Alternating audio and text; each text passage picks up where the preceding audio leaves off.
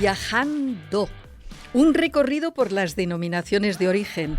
Un recorrido por los aromas y sabores de la rica gastronomía de España. Conociendo sus rincones, su historia, su patrimonio y sus curiosidades. Presentado por Luis Fernández Matamoros, Carmen Garrido y con la colaboración de Juan Ignacio Vecino. Viajando.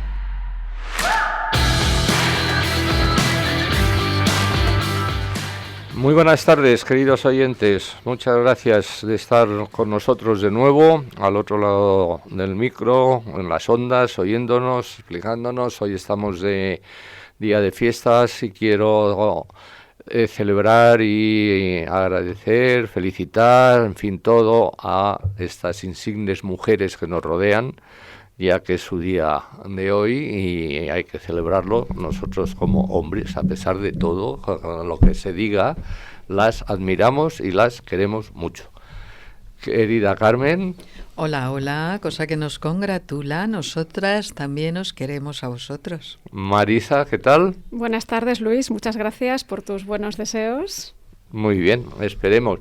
Y bueno, aprovecho también para presentar a Pedro Ureña, que hoy va a estar con nosotros. Pedro Ureña, experto en comunicación y marketing y dinamizador gastronómico. Es decir, luego nos contará cómo dinamiza una buena ensalada y una buena...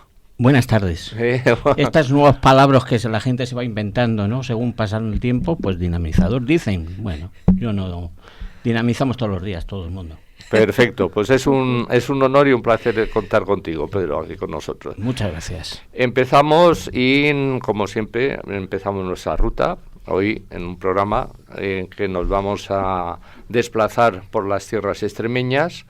Ya hemos estado bastantes veces en Extremadura, hemos estado en Cáceres, hemos estado en Badajoz, hemos estado en Mérida, en fin, y hoy toca un sitio emblemático, un sitio maravilloso, un sitio donde no hay que olvidar, y es una de las joyas de Extremadura, que estamos hablando de Guadalupe.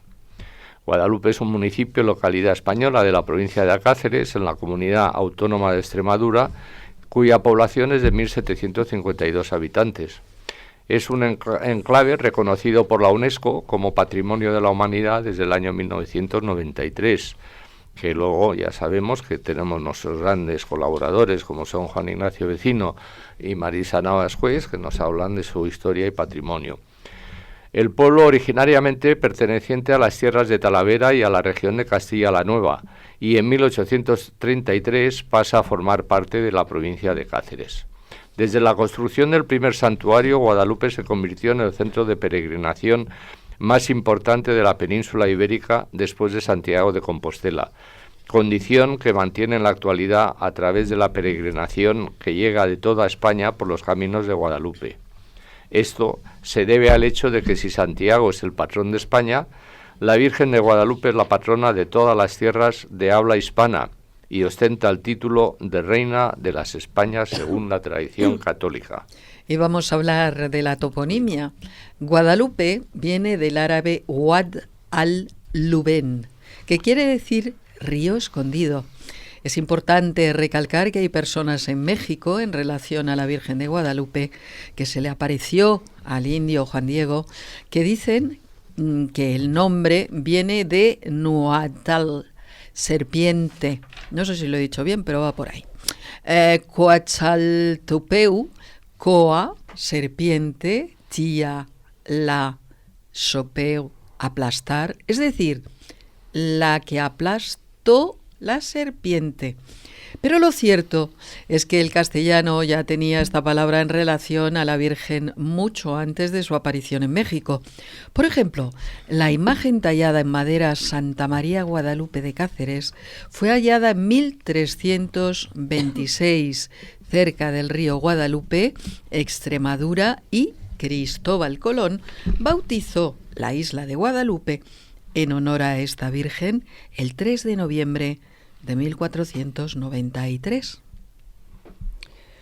Otro atractivo de Guadalupe es su clima, porque Guadalupe tiene un clima mediterráneo. Los veranos son cálidos, secos y mayormente despejados, y los inviernos no son muy fríos y parcialmente nublados. Durante el transcurso del año, la temperatura generalmente varía de 0 grados a 32 grados. Rara vez baja menos de 6 grados bajo cero o sube más de 36 grados centígrados. La temporada calurosa dura 3 meses, aproximadamente desde mediados de junio a mediados de septiembre, y la temperatura máxima promedio diaria es más de 28 grados centígrados.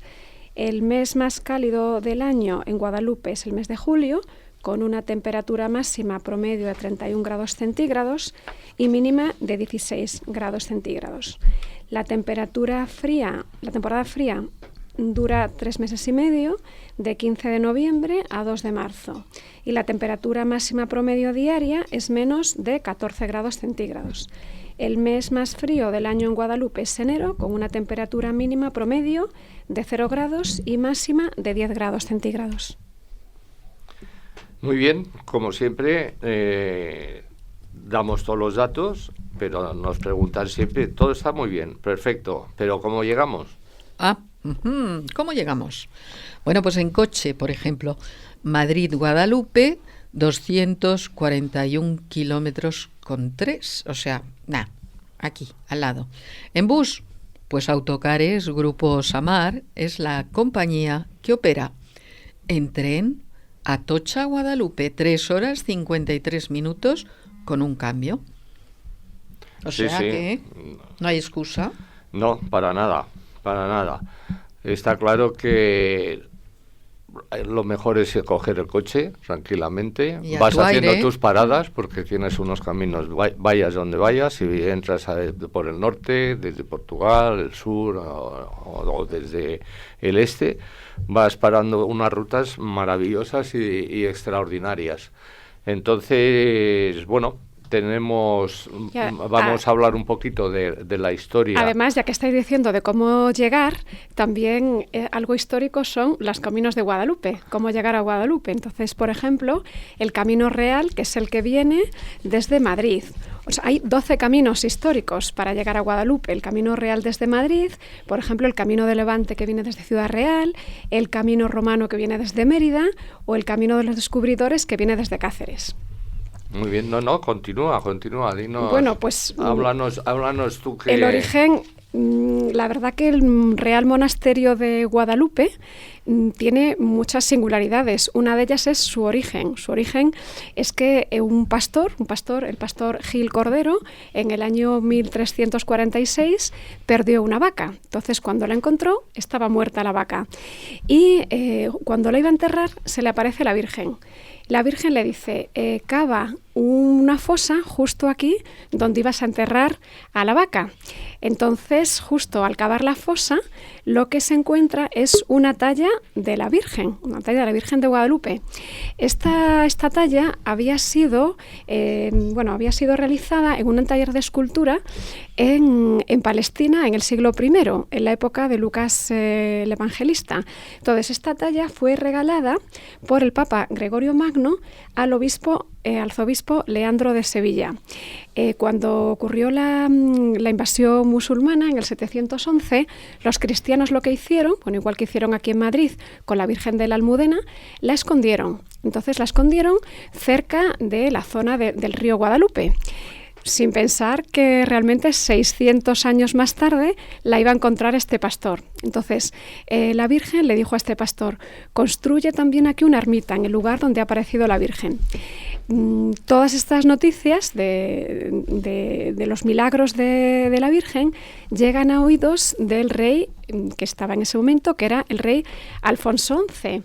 Y Alfonso XI lo que decide es potenciar ese lugar, porque él, cuando va a ir a la batalla del Salado, pues se encomienda a la Virgen de Guadalupe. Entonces gana la batalla del Salado contra los musulmanes y entonces decide, pues es cuando realmente se crea el monasterio, porque decide dar más privilegios y más rentas a esa ermita y convertirlo no solo en monasterio, sino que también le da el rango de real, porque lo que crea es entonces crea un priorato, que un priorato es un conjunto de capellanes bajo la supervisión, la orden de un capellán o prior mayor. Entonces, le da el rango de real porque él así podía intervenir en la elección del prior y supervisar pues lo que es el monasterio. Y también de esa época, del rey Alfonso XI, es cuando se crea alrededor de ese núcleo, a raíz de la ermita y posterior monasterio, se crea un núcleo de población que se llama Puebla de Santa María de Guadalupe. Puebla Santa María de Guadalupe. Y también al prior del monasterio le da el título de señor de la Puebla, Guadalupe. También en esta época, Alfonso XI es importante porque, además del monasterio, lo que crea Alfonso XI es un hospital, porque era la época en la que había que atender a muchos enfermos y a muchos peregrinos. O sea, no solo a los peregrinos que hacían los caminos, sino a los enfermos. Entonces, es importante cómo potencia mucho más el monasterio. Posteriormente también se añade un colegio de gramática, un colegio de enseñanza, también una botica y una librería. Además, creo que el hospital fue pionero y uno de los mejores. Uno de los mejores, porque el hospital tenía, ahora había un hospital de hombres, otro de mujeres y otro llamado Hospital de la Pasión, que era para los enfermos de sífilis. De hecho, una parte, es decir, el hospital, una parte de ellos es parte, valga la redundancia, del actual parador de turismo. Pero lo importante, luego hablaremos un poco más de la parte del hospital y del colegio, pero siguiendo con la historia, es importante destacar ¿por qué se desarrolla tanto el Real Monasterio de Guadalupe? Y es por su vinculación con la realeza, por toda la protección que tuvieron los reyes hacia Guadalupe. Además, otros personajes singulares históricos, además de la realeza, estuvieron en Guadalupe. Por ejemplo, Cristóbal Colón, que también se encomendó a la Virgen de Guadalupe y fue recibido en el monasterio por los reyes católicos antes de emprender su viaje. Entonces, pues como le fue muy bien en su viaje, como antes ha comentado Carmen, a una de las islas, cuando la descubrió las Antillas, le llamó Guadalupe. Otro personaje histórico que también pasó por el monasterio fue Hernán Cortés, porque fue a darle gracias a la Virgen de que le había salvado de una picadura de un alacrán. Además extremeño, efectivamente, tierra de conquistadores, maravillosa. En honor a Extremadura. Entonces, siguiendo con los reyes, ¿no? Porque, como decimos, el primero fue Alfonso XI de Castilla, que, como decimos, creó el priorato secular, le dio también el rango de real y creó también el hospital, ¿no?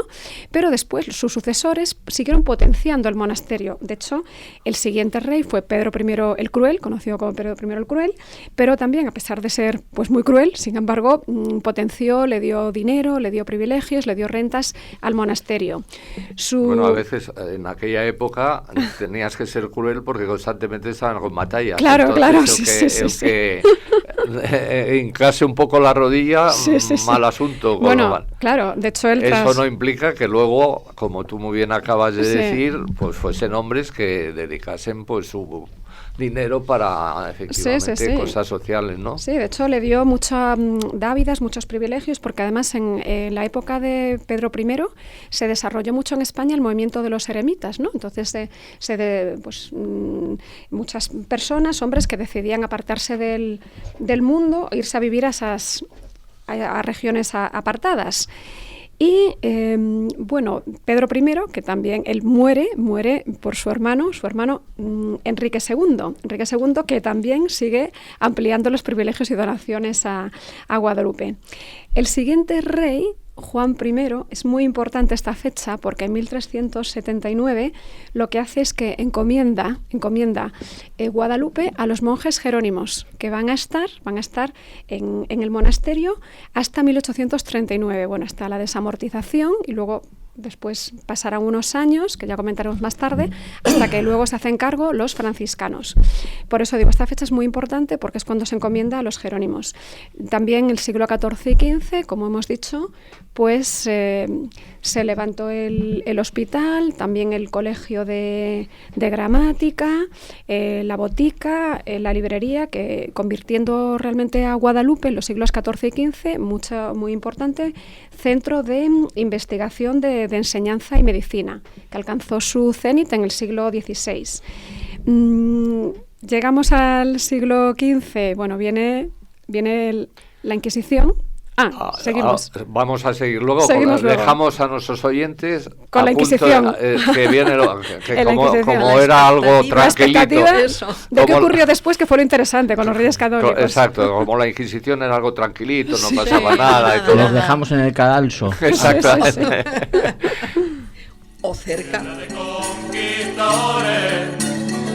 llaman a Extremadura, tierra de conquistadores. La Virgen de Guadalupe conquista los corazones, conquista los corazones. Me llaman a Extremadura.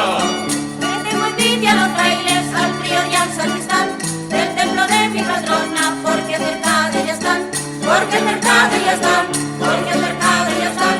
Le tengo envidia a los frailes, al prior y al sacristán. Y firme como la encina, pura como la paloma. Y firme como la encina, como la espiga tostada. Mi morenita divina, mi morenita divina, pura como la paloma.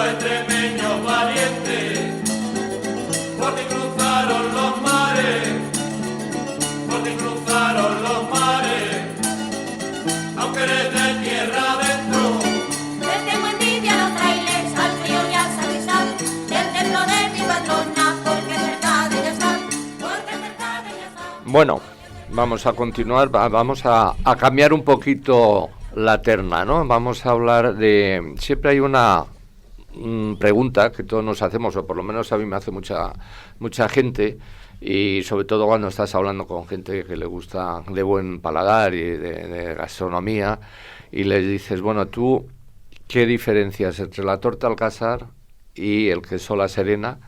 Uno y el inteligente te dice, hombre, uno es torta y la otra es queso. No, vale, efectivamente, uno tiene una denominación y otro tiene. Pero para eso tenemos aquí a Pedro, que pues es dentro de su dinamizador. Hay que escuchar a los expertos. Es encima es un experto en queso, lleva la Q de quesos en España. Correcto. Lleva todo, en fin. Bueno, primero, muchas gracias por haberme invitado. Vamos a situar de forma importante lo que son los quesos y el mundo del turismo gastronómico, que está muy en boca de todo el mundo ya sabe de turismo, y si a eso le añade la gastronomía, más. Empezamos. Estamos en una provincia como es Cáceres, y vamos a destacar dos cosas importantes. Al lado de Guadalupe está Trujillo. 38 es la 38ª edición de la Feria de Trujillo del Mundo del Queso, en esta edición del año 2025 en junio. Importante. Y luego vamos a situar, igual que me estás comentando las diferencias de dos tortas, las dos son tortas. Las dos son denominaciones de origen, una torta del Casar y otra torta de la Serena. Entonces, vamos a ubicar primero, ¿qué son las tortas? A las piezas duras y semiduras en el mundo del sector lácteo se le llama queso. Pero a las piezas atortadas, sean semis o sean más cremosas, se le llaman tortas. Entonces, las dos son tortas. Tanto una denominación como otra elaboran tortas. ¿Cuál viene a estar la gran diferencia de un queso de la torta de la Serena de una del Casar? Si te las ponemos en esta mesa, yo te digo que del 90% de los que estamos aquí, es decir, incluso yo, no sabríamos distinguir una zona de otra, porque las dos son tortas semi blandas, las dos están hechas con oveja. ¿Cuál es la diferencia? No, pero incluso visualmente Bueno, tienen hay dos rasgos que vas a distinguir cuál es una torta de una de otra. Lo primero. Pero disculpa, Pedro, el nombre de torta solo se puede utilizar en la del Casar, en la de la Serena, ¿no? No, en todas. Hubo un pleito hace mucho tiempo. Dicen a tortas, estuvieron a tortas en los tribunales. Pues, las tortas, tortas también se hacen en muchos sitios de España. ¿Vale? Entonces, lo que pasa es que existen unos con denominación de origen y otras que no tienen denominación de origen, pues le llaman a tortas. No pueden indicar que sean IGPs o DOs, pero se elaboran. No te puedo decir la cantidad de queserías que elaboran una pieza o un queso parecido, porque nos sorprenderíamos.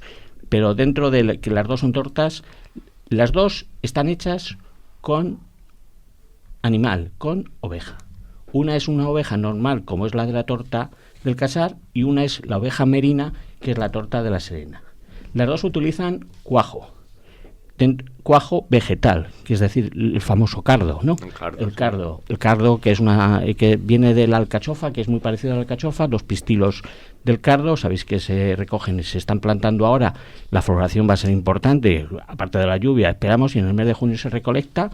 Se dejan secar, se quitan los pistilos y luego se elabora, se atempera, se calienta en una especie de malla de tela, introduces lo que son todos los pistilos, lo atemperas, lo cierras y luego en la cuba donde estás haciendo el queso lo introduces, lo metes, lo presionas, le escurres y es en donde viene la fermentación y donde haces la coagulación de esa leche, de esa variedad. Y que dice la historia que se le salió de churro ese cuajo, ¿no? Porque sí, fue de chorra, como dirían. Exactamente. Yo eso también lo he oído un pastor decir. Que se quedó dormido y se le cayó en la leche que llevaba el cardo, unas hojas de cardo, y de ahí se produjo. Por distinguir cómo se elaboran los quesos, sabéis que hay quesos de origen con animal y cuajo vegetal. Estamos en dos quesos de cuajo vegetal, es decir, con los pistilos y con el cardo. Segunda cuestión, se calienta el queso, se elabora el queso. Os puedo decir que la torta de la Serena, para poder realizar un queso, tienes que haber, os va a sorprender, para una sola pieza de queso tienes que haber hecho a las ovejas, haberlas ordeñado. 15 ovejas dan un solo queso. Ula. Sí, no os podemos decir porque esto varía y fluctúa en función de las paritorias y de los momentos, pero se estima que en la zona de la Serena hay más de 500.000 ovejas. Sí, merinas. Tercera cuestión, hemos situado la elaboración, cómo se elabora las dos no elaboran igual, cómo se etiquetan. La diferencia de la torta de la Serena, que vamos a descubrir, es que tiene un sello lacrado en la parte baja, es decir, en el culo de la tarta, ¿vale? La torta del Casar no lo tiene. La torta del Casar hace un sello de distinción dentro de la denominación de origen de color rojo oro que se pega. Y normalmente las tortas del Casar vienen a ser piezas un poquito más pequeñas que las tortas de la Serena. Si habéis visto, las tortas del Casar van metidas en una especie de cajita solamente, ¿no? Y la torta de la Serena se le pone una venda. Cuando estás durante 60 días, lo normal es que tú ese queso lo cures durante 60 días. Unos queseros lo utilizaron más, otros harán menos días, pero lo normal son 60 días. Y en los últimos días los elaboradores de la Serena le ponen una venda que parece un ribete bordadito, muy, muy elegante y muy bonito, ¿no? Que eso vas a distinguir. En cuanto a precio, os puedo decir, la torta del Casar es un poquito más cara que la torta de la Serena, pero todo depende de los queseros, la distribución y todo. Indicaros, solo exclusivamente hay 18 queserías en la torta de la Serena que elaboran el queso, y de esos solo hay 3 que están certificados. Y en cambio en la torta del Casar hay como otros 20 queseros y solo 6 están certificados. Estamos viendo las diferencias de uno a otro. Sí, sí. O sea, ¿vamos a poder descubrir una torta de otra? Si vemos que evidentemente el marchamo de calidad, pues sí lo tenemos. Tercera cuestión. Perdona, ¿y cómo sabemos los quesos que están a la venta que son de estos que están de estas empresas? Primero, primero por las etiquetas y por el marchamo de calidad de la denominación de origen. Si tienen el certificado o no. Si tú coges una torta de la Serena y te vas a una gran superficie o un supermercado o compras en una tienda tradicional, lo normal es que te vendan la torta entera. Porque las tortas no se venden, no se parten. Sí. Ahora vamos a otra cosa importante. Entonces significa que si yo compro esa torta en un establecimiento, en un gourmet, donde sea... Le das la vuelta a la torta... significa que esa torta está elaborada por uno de esos 6 queseros que están homologados. Correcto. ¿Sí? Los certificados. Los bueno, una cosa son las una cosa son las queserías que están avaladas. Exactamente. Exacto. Que pasan ese control de las denominaciones de calidad y esas indicaciones de las indicaciones geográficas. En este caso son figuras de calidad, son denominaciones de origen. Lo normal es que veas que tienen un marchamo lacrado que pone Torta de la Serena por la parte baja. También hasta hace muy poquito tiempo los colores de la denominación de origen, el rojo indicaba la torta del Casar y el verde indicaba la torta de la Serena. Ahora ya, pues cada uno de las etiquetas ya sabéis que son diferentes y cada quesero hace su propia etiqueta. Pero el certificado de la denominación de origen, aparte de la contraetiqueta que te tiene que dar, porque están numeradas, selladas, tú tienes que comprarlas, como todas las denominaciones de calidad o toda la figura de calidad en el que tienes un producto, las compras al Consejo Regulador o a la IGP y lo marcas. Tercera cuestión, importante, ya hemos distinguido un tipo de queso y otro tipo de queso. Pero, os iba a decir, estamos en Extremadura, estamos viajando, evidentemente, turismo. Pues hay un queso muy parecido que se hace en Bajo Guía, que se llama la Flor de Guía. ¿Qué diferencia tiene? Es una torta, tiene una denominación de origen, porque son 3 denominaciones de origen dentro de Bajo Guía de Flor de Guía, la media flor y la flor sola, que se hace en Canarias, en Gran Canaria, en este caso la isla de Gran Canaria. ¿Cuál es la diferencia de los otros quesos? Primero, las piezas son más grandes, son piezas de 2 kilos grandes, son más anchas, no tan planas, pero más anchas, y la cuestión es que por la denominación de origen, es decir, por la certificación, el 60% de la elaboración de sus quesos tiene que ser con oveja, el 60%, y el 40% restante puede ser con vaca o con cabra. Lleva mezcla. Exacto, es una mezcla.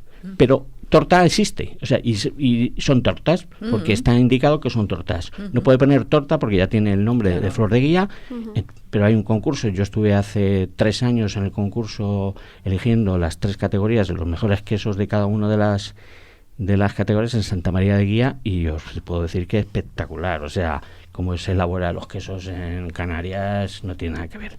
Cuarta cuestión, importante, ¿cómo conservar el queso? Todo el mundo sabemos comer, no nos vamos a engañar, pero... Lo que pasa es que está tan rico que muchas veces no da tiempo ni para... No en la nevera, yo siempre he escuchado que mejor fuera, ¿no? Temperatura ambiente. En este caso, como estamos con unas piezas muy grandes y de formato grande, ¿cómo hay que conservarla? Importante. Porque es igual que compras un queso semicurado o curado, o pides una cuña o un cacho, una pieza, un formato, en este momento es, primero, lo tienes que conservar en la nevera, fundamental. Hay que conservarlo en un sitio húmedo, pero también fresco, en la nevera. Segunda cuestión, sacarlo fuera, atemperarlo, durante 1 hora, si se puede. Jamás, ojo con esto, no metáis un queso de una torta en el microondas.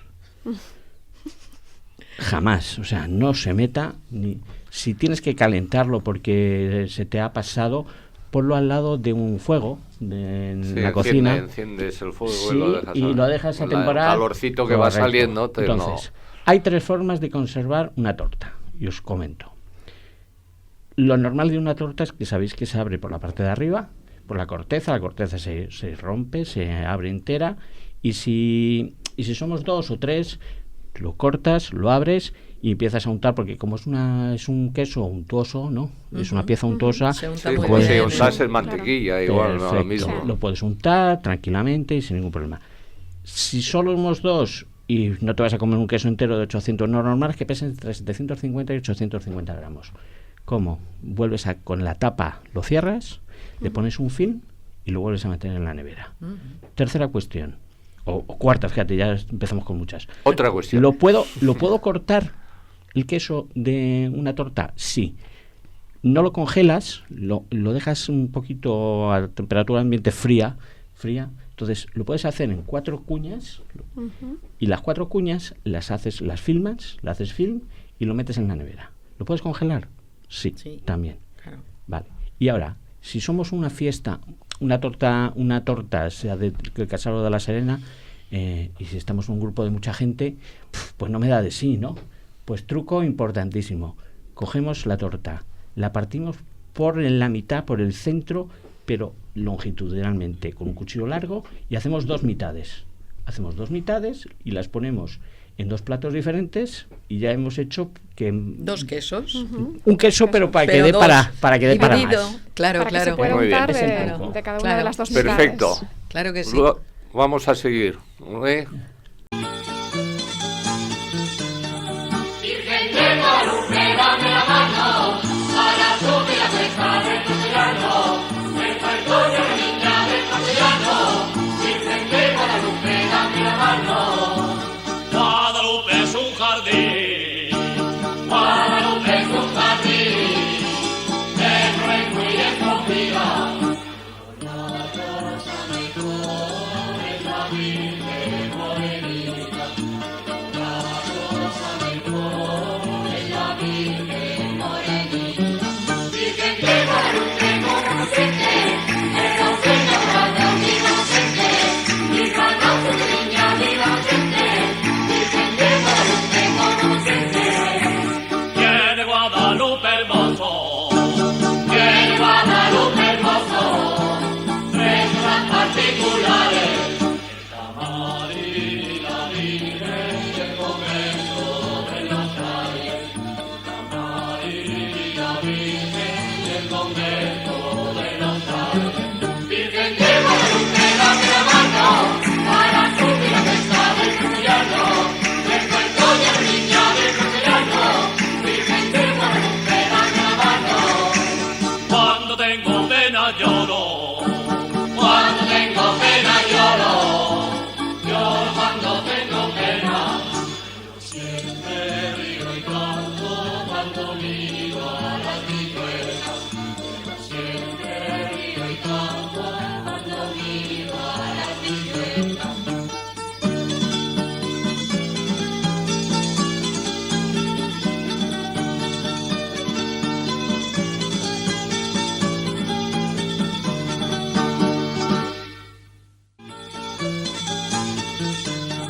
Virgen de Guadalupe, dame la mano para subir la cuesta del castellano. El falcón de la niña del castellano. Virgen de Guadalupe, dame la mano. Guadalupe es un jardín. Guadalupe es un jardín. Es ruego y es configa. La rosa mejor es la Virgen morenita. La rosa mejor es la Virgen morenita. Virgen de Guadalupe, como inocente. Hemos dejado a Marisa con Con la Inquisición. con la Ah. Inquisición. En el cadalso. No sé si estaba mirando a ver si huía de la Inquisición o a ver Yo qué- creo que algo de eso hay. Qué peligro Bueno, tiene. nos habíamos quedado justo con la llegada de la Inquisición a España. Entonces, bueno, hay que destacar que en Guadalupe, en ese momento, como hemos dicho, ya para retomar un poco la historia, ya el monasterio tenía rango de real, por supuesto, y además, adicionalmente, se habían creado este hospital, que el hospital era para atención de los enfermos y peregrinos. Había, como digo, 3 hospitales, el de hombres, que es el Hospital de San Juan Bautista, que ahora mismo es una parte del actual Parador. Hay que decir que el actual Parador Nacional de Zurbarán, está conformado por 2 edificios. Uno es el Colegio de Gramática, que era un colegio de humanidades, gramática y canto, y otro es el hospital. El hospital, como digo, el hospital tenía hospital y enfermería. La enfermería era solo para atender a los monjes y es parte del monasterio, pero el hospital tenía valga la redundancia, 3 hospitales, el de hombres, el de mujeres y el de los enfermos de la Pasión. Y estos son edificios que perduran hasta hoy, como digo, como parte del actual parador de turismo. El colegio también de los infantes, que digo que se crea en este siglo, en el siglo XV-XVI en el que estamos, también era para enseñanza de todas las materias. Y además los monjes lo que hacían también cultivaban allí naranjas, limones. De hecho, hoy como parte del actual parador se conservan esos limones y esos naranjos. Bueno, pues nos habíamos quedado de lo más interesante. Llega la Inquisición a España y entonces el monasterio se convierte en un refugio de judíos y de conversos, porque los jerónimos en general se opusieron a la Inquisición. Entonces por eso fue un gran refugio. Y lo que hizo, por ejemplo, el rey Enrique IV, pues fue, de hecho un poco azotar al monasterio, porque precisamente quería como limpiar su imagen, ya que era un centro religioso. Entonces, por ejemplo, él mandó quemar a un monje. Un monje fue ajusticiado y quemado junto con 50 personas también más de allí, de la Puebla de Guadalupe. Bueno, quitando esta parte de la Inquisición, hay que decir que el rey Juan II de Castilla, que sabemos que es el padre de la reina Isabel la Católica, también fue muy devoto del monasterio de Guadalupe. Fue mucho a Guadalupe y de hecho su mujer también era una gran feligresa y de hecho dijo que quería que la enterraran allí en Guadalupe y ahí sigue enterrada el monasterio de Guadalupe. Pero llegamos por fin a los Reyes Católicos. Los Reyes Católicos fueron los más asiduos del monasterio. De hecho, la reina católica dicen que le encantaba estar allí, que decían según los cronistas que era su paraíso. Se pasaba horas allí en el oratorio. De hecho, dijo que incluso cuando muriera, ordenó que su testamento se custodiase con los monjes, como así fue el testamento de la reina Isabel la Católica. También el rey Fernando el Católico allí firmó lo que es la sentencia arbitral, que sabemos que fue para dar fin, la sentencia arbitral para dar fin al conflicto que hubo entre campesinos y nobles catalanes. Después de los Reyes Católicos viene Carlos I, que también desde Flandes, de camino a Yuste, también pasó tiempo en Guadalupe. Felipe II, su hijo, pues asimismo visitó mucho Guadalupe y volvió además al monasterio para ser coronado como rey de Portugal, porque sabemos, en 1576 se muere el rey de Portugal y entonces, él ocupa las 2 coronas, la de España y la de Portugal. Felipe II y fue coronado en Guadalupe. Digo todo esto porque al final hay muchos hechos históricos relacionados con la realeza que fueron realmente los que dieron empuje. También Felipe II lo que hizo fue mandó sacar a muchos monjes de Guadalupe y se los llevó al Escorial, al monasterio del Escorial. Después los reyes de la Casa de Austria siguieron visitando Guadalupe, pero hay que destacar que los Borbones, ya ninguno visitó Guadalupe. En el siglo XVIII no visitaron Guadalupe. Al final, Guadalupe fue un poco cayendo un poco en desgracia hasta ya la desamortización en 1835. Los frailes fueron expulsados, un poco se expolió parte de todos sus tesoros, ¿no? Y al final ya fue en 1907 cuando se encomendó a la Orden de San Francisco y a los franciscanos. Realmente el monasterio, ya hablará Juan Ignacio de las maravillas del monasterio, de los criterios por lo que es patrimonio de la humanidad. Sobre todo es gótico y también tiene un claustro mudéjar y también tiene la maravilla para mí, que es los 8 cuadros de Zurbarán maravillosos que están en la sacristía. Sí. Muy bien, perfecto. Como vamos dando palabra a la gente que les hemos dejado ahí, ahora tenemos a Pedro, que está con ganas de explicarnos más cosas sobre los quesos de Extremadura. Estamos con las tortas. Estamos con las, no estamos a. No, estamos con las tortas. A tortas también podemos hacer. También de vez en cuando se está a tortas, porque hay de otro tipo de tortas que no son las tortas del casar, sino hay otro tipo de tortas. Pero no, aquí ahora también, ¿no? Aquí ahora no. Estamos en una zona muy buena también de tortas de repostería. Sí. Pero segunda cuestión, Importantes son los quesos de Extremadura. Fijaros que todos los años se hacen los World Cheese Awards. Los World Cheese Awards son los premios mundiales más importantes. Entonces, este año pasado se celebró en Portugal. Todos los años pasan 25 Supergol, y de esos Supergol luego se eligen 14, que son los que pasan a la gran final, y de ahí se elige el mejor queso. Bueno, pues hay 2 quesos dentro de los 25 de la Supergol, tanto una torta de la Serena como una torta del Casar, que este año han tenido el Supergol. O sea, han sido... fíjate si es importante que hay más de 4.700 quesos que se presentan a concursar. Y fijaros, hay 2 tortas... ¿A nivel mundial? A nivel mundial. Y por decir marcas, si las podemos decir, pues una torta del Casar de Cáceres, que se llama Nuestra Tierra, de la que serían los casareños, que esa es de la denominación de origen de la torta del Casar, y de la denominación de origen de la Serena, la torta del Zújar, que también es premio. La torta del Zújar el año pasado también fue el gran premio en los premios de Gourmet Quesos, del gran concurso de la Feria Gourmets, bueno, y luego han recibido premios a nivel nacional de los Premios Alimentos de España. Hablábamos del mundo del queso. Nos faltan las otras 2 denominaciones de origen de Extremadura, y si estamos en una provincia como es Cáceres, pues hay 2 denominaciones de origen que son de la propia provincia, que una es el queso de Ibores y otra, una de las últimas denominaciones de origen, que se llama Aceuche.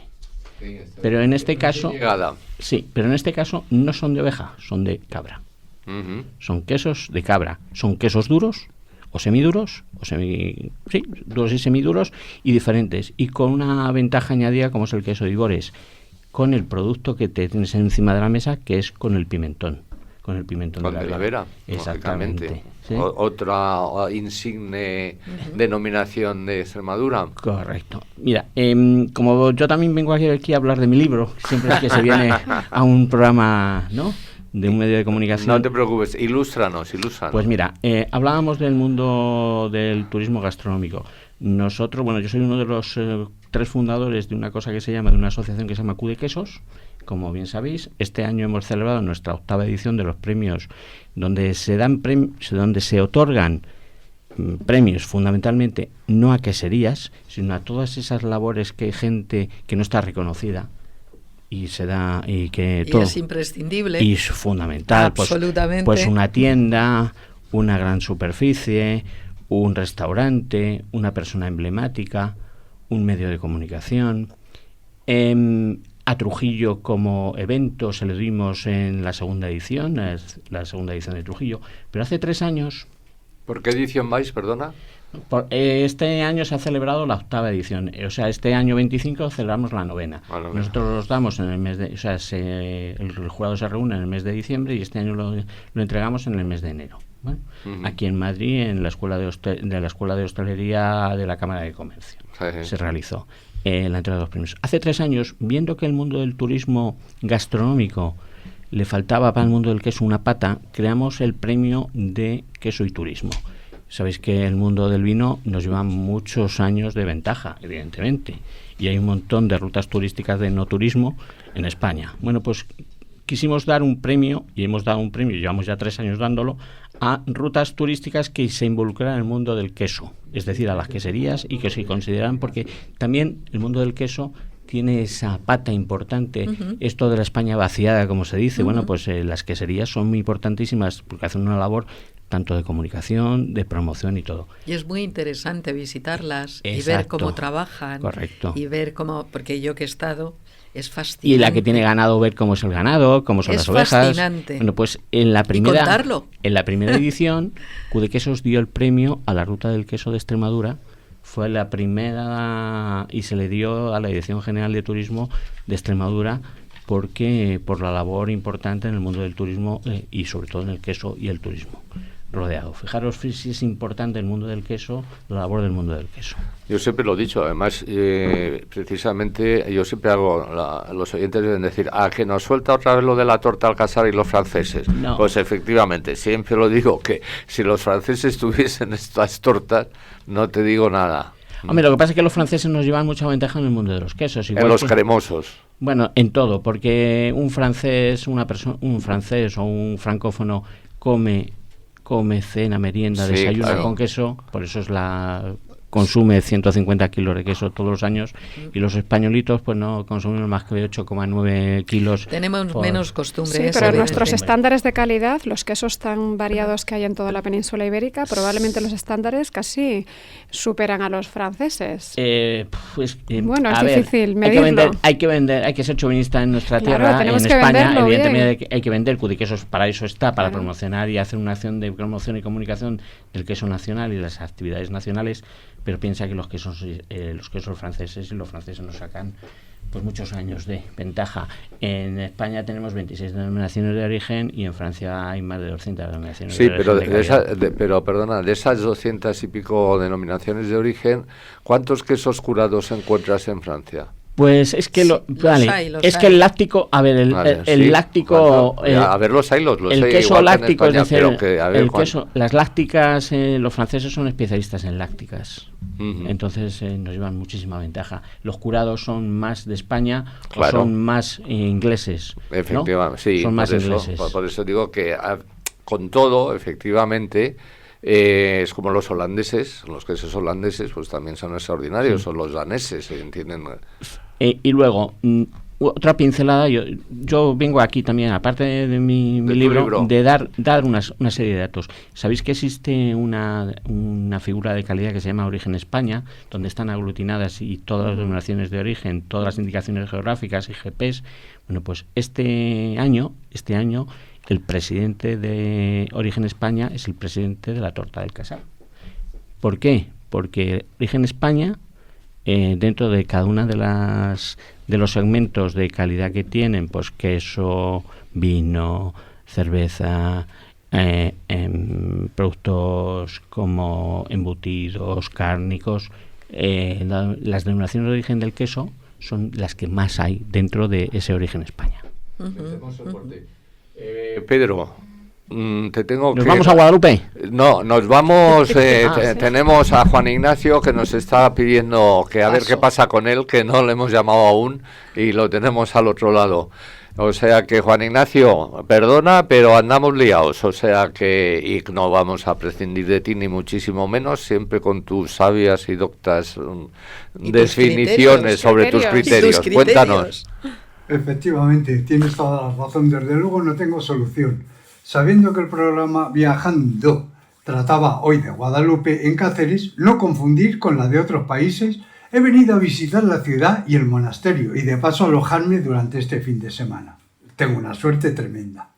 Está declarado Patrimonio Cultural de la Humanidad desde 1994 bajo los criterios 4 y 6. Pues bien, Luis, como sé que andamos mal de tiempo, como siempre, yo creo que ya vamos necesitando 2 horas de programa, pero como esto es lo que hay, seré breve, desde luego que también se hablará largo y tendido de la historia de Guadalupe. Te voy a sorprender y comienzo con los criterios, para no defraudarte. Y son, como decía anteriormente, los criterios 4 y 6. El 4 dice que el monasterio de Guadalupe reviste un interés excepcional como conjunto de arquitectura religiosa que abarca unos 6 siglos. Y el criterio 6 dice que el monasterio simboliza 2 acontecimientos importantes de la historia mundial que ocurrieron en el mismo año, 1492, a saber, la expulsión definitiva del poder musulmán de la península ibérica y el descubrimiento del continente americano por Cristóbal Colón. Su influencia en la evangelización de las Américas fue sustancial. La estatua de Santa María de Guadalupe se convirtió en un poderoso símbolo de la cristianización de gran parte del Nuevo Mundo. El monasterio fue y sigue siendo un centro de peregrinación para el mundo occidental y América Latina. El bien ocupa una superficie de 1 hectárea con una zona de amortiguamiento de 44 y contiene todos los elementos necesarios para transmitir su valor universal y excepcional, que es importantísimo. La integridad material se ha conservado en gran medida, dado que el monasterio ha estado en uso continuo desde su construcción. Se han llevado a cabo obras de restauración y mantenimiento, como no podía ser de otra manera, y desde 1908, pero nunca la intervención ha provocado alteraciones en el monumento. Actualmente Habitado y gobernado por la comunidad franciscana, el monasterio conserva toda su riqueza y fortaleza patrimonial, acogiendo numerosos visitantes, turistas y peregrinos durante todo el año y festividades particulares, y manteniendo así su integridad funcional. Yo puedo dar fe que esto es una auténtica maravilla. Como cualquier establecimiento religioso que ha estado en uso constante durante su construcción, el monasterio cuenta con edificios de diferentes estilos y épocas. Habitado durante más de 4 siglos por la misma orden, la de San Jerónimo, ha sufrido restauraciones y obras de reconstrucción. No obstante, como decía antes, el conjunto conserva su forma y aspecto original. Las últimas obras de restauración han cumplido con los estándares de conservación y para tenerlo un poco más moderno. La comunidad franciscana, con el necesario apoyo de las instituciones nacionales, religiosas y provinciales, como no podía ser de otra manera, ha mantenido además una interesante labor cultural a través del estudio y publicación de sus archivos y la formación de una gran biblioteca bien catalogada y utilizada por los investigadores que aquí vienen constantemente. El Real Monasterio de Guadalupe pertenece al Arzobispado de Toledo, al Gobierno de España y a la provincia bética de la Orden Franciscana, según estipula la Real Ordenanza de 20 de mayo de 1908 y 22 de mayo de 1915 y el Decreto Canónico de 8 de agosto de 1908. Pero como seguramente se va a hablar un poco más de historia sobre todo este tema, yo lo único que puedo decir es que voy a seguir visitando la ciudad.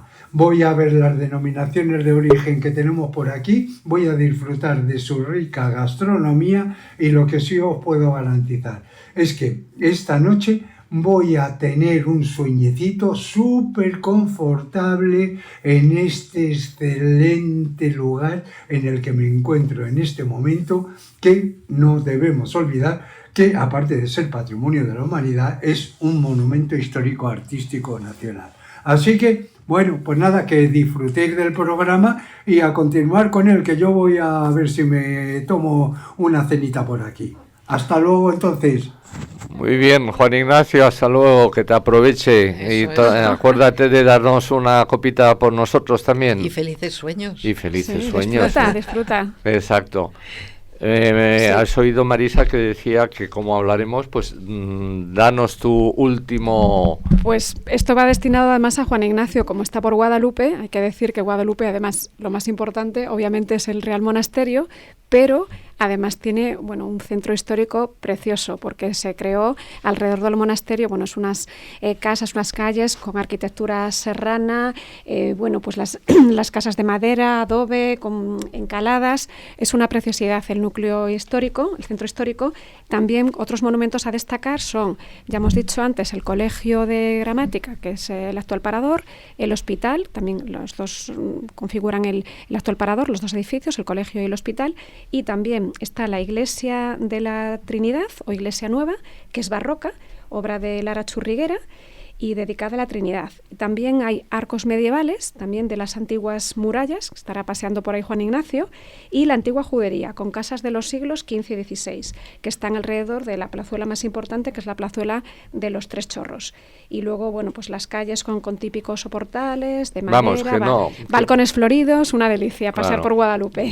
Es para no estar un día, sino para pasarse un fin de semana porque tranquilo. También hay alrededores. Por eso, tiene una maravilla, y aparte sí, de la gastronomía que estamos hablando, de los paisajes y de todo. Como siempre, vamos con la lengua afuera. Nos queda poquito. Carmen, yo creo que tú te habías quedado con las ganas de preguntarle a Pedro alguna cosita. Sí, porque ya que tengo aquí un experto, yo he oído que el inicio de la torta del casar fue algo que se les estropeó en un momento dado. Hubo un cambio de clima, el queso no cogía la forma que tal, se espachurró, se quedó así como rarito, cremosillo, no sabían tal. Y mira tú, eso es lo que yo he oído, que fue, digamos, como apareció la torta del casar. Luego lo recondujeron y menudo manjar. Mira, este año pasado se ha cumplido en la torta del casar el 25 aniversario de la denominación, es decir, desde que se creó. Y de la torta de la Serena se creó en el año 1991, es anterior.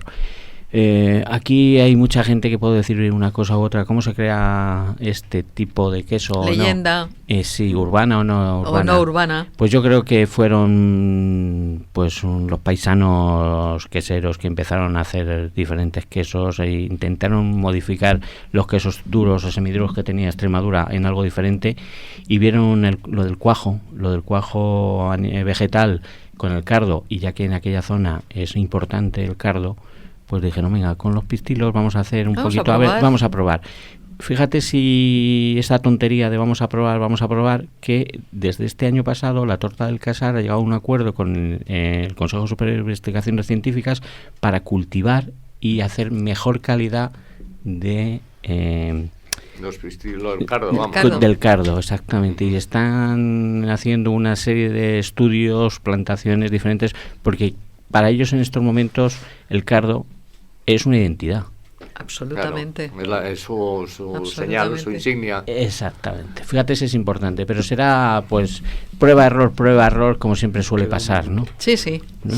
Sí. Rápido. Sí, Pedro, también yo había escuchado también que como empezaron realmente estos quesos a producirlos desde el siglo XV y XVI, y como prácticas comunes, que los vecinos que también se los daban se utilizaban para pagar los impuestos o el diezmo a la iglesia, porque eran unas exquisiteces. Es que es complicado, porque claro, es que no había ni tanta oveja ni tanta cabra. La cabra es posterior, pero lo que había antiguamente eran ovejas, ¿no? La oveja. ¿Cuánto queso se podría hacer con el diezmo y pagar los impuestos? Pues no te puedo decir, ¿no? En aquel siglo yo no estaba ni tenemos información. Que nos los den ahora. Exacto. Señores, seguro, con la iglesia nos hemos topado. ¿Cómo se dice? Pero nos vamos con el queso. Nos vamos viajando. Bueno, nos vamos con el queso ya. Con el queso. Y efectivamente tenemos que despedirnos. Quiero agradecer a Pedro su asistencia aquí. Ha sido. Muchas gracias. Tienes las puertas abiertas para cuando quieras venir. Cuando necesitéis ayuda de otro tipo, del mundo de la comunicación, de esto de dinamizar las cosas, ¿no? Sí, ahí está un dinamizador. Exactamente, pero TNT puro, dinamización pura. Carmen, muchas gracias, como siempre. Placer. Que acabéis de pasar bien el día, sí, el Día de la Mujer. Bueno. Marisa, lo mismo, muchas gracias. David López, técnico, maravilloso, extraordinario, gracias y muchas gracias por aguantarme a un servidor llevando el programa. Espero que no les haya aburrido mucho y nos vemos la semana que viene, como siempre, todos cogiditos y todos yendo siempre viajando.